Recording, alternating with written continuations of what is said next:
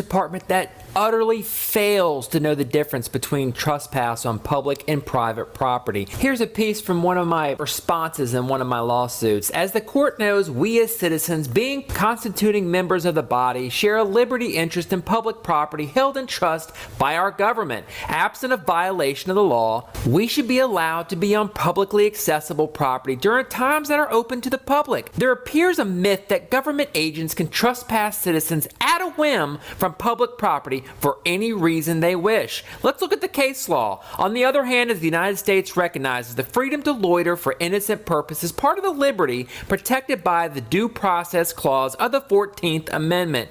We have expressly identified this right to remove from one place to another according to the inclination as an attribute of personal liberty, protected by the Constitution. Williams v. Fears.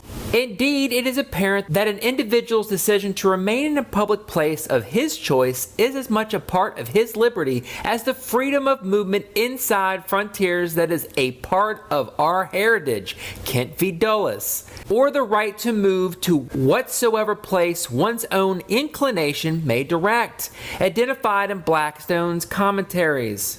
And of course, the case law is Chicago v. Morales. To imagine that the government could trespass a journalist because they don't like the questions being asked is exactly what these folks think they can do. Recording our interactions with our government officials is not only a right, but it's a civic duty.